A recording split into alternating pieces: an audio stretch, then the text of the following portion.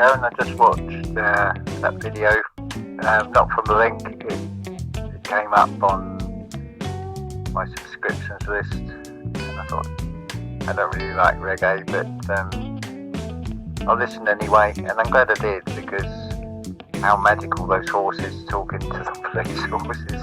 I can imagine the conversation of, you know, you're on the wrong side here. Hi Karen, I've just gone and uploaded 2 videos. The uploading took as long as the duration of the video, so about 22 minutes to do 2 videos that come to about 22 minutes. It's pretty amazing, but I thought, go for it now, because it's slightly breezy. I'm not going to get attacked by mosquitoes, and I've noticed this with the moon. When you get a new moon, it definitely looks to be like it's slipping out from behind something else. I know it can be argued, oh, it's just a shadow, and that's why it's got the crescent. But it looks to be like a black, smaller circle that it's coming out from behind. It's like a slipped disc, as it were, that sort of emerges from behind something else, from my visual perspective of it anyway. But it makes absolutely no sense as to why we'd have phases of the moon if it's reflected sunlight, because how can it be a full moon one minute and then only a crescent moon, or it's not there at all, or it's a waxing or a waning moon? It's either lit up or it isn't, and that also defies the alleged photos from being on the moon by these astronauts, because why does it always look like very dull cat litter, and yet from our perspective it's this glowing ball? I've noticed in recent years it seems to be so intense, it's almost like it's replicating the sun. Certainly on a full moon here, it's like daylight. I can almost go gardening at night time. It's that bright. It's almost like if it gets any brighter, it's going to go pop. It's just incredible, the intensity of the light that comes off it. It's like you almost need sunglasses on to, or I suppose they'd be lunar glasses really. But yeah, so these photographs, it's like surely they would be all overexposed from the ground up. It makes no sense from what we perceive, and these, well, we know with the pictures of moon landings and things, and did that Mars rover turn up in kit form? Because it must have been assembled there, because it doesn't fit in the alleged capsule. It's too big.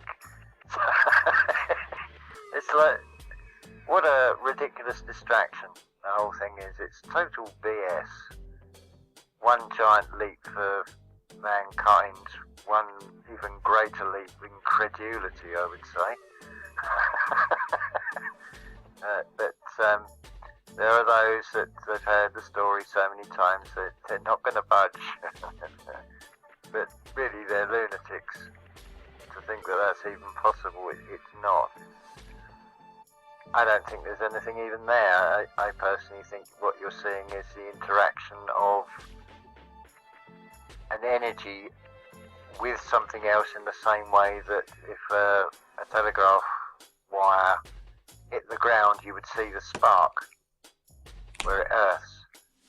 Because I feel it's like the opening sequence of, I forget which film company, might have been was it Hannah? I can't think of the name of it, but they've got like the wartime searchlights, and I feel everything is coming from the earth. It makes sense if it all comes from the heart, and getting to the heart of the matter, somewhere below the ground is something projecting up a beam that is giving the illusion that there are stars and planets and things, and we're told they're this distance away, but maybe it's just because some of them all have a slightly less intense light coming out of them, and it's nothing to do with distance. I see that they're all projected up in the same way as a baby's mobile works on a ceiling, where you get the moon with a face on it going across the ceiling in a circular motion. And I feel that is what we're actually seeing. I don't believe there's anything up there.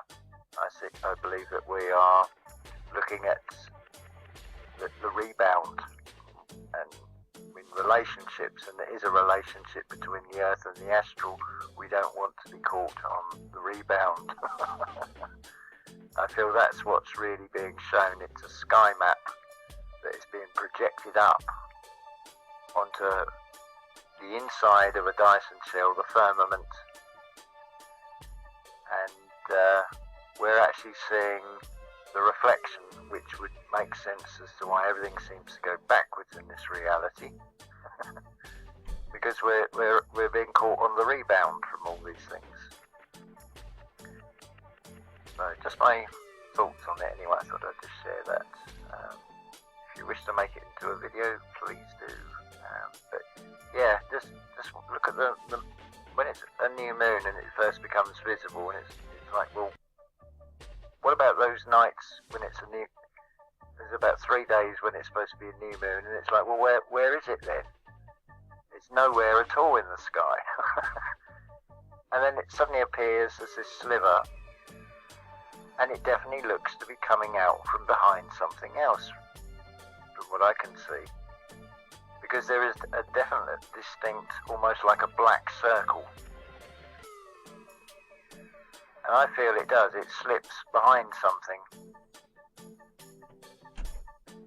We're not seeing a spherical object at all.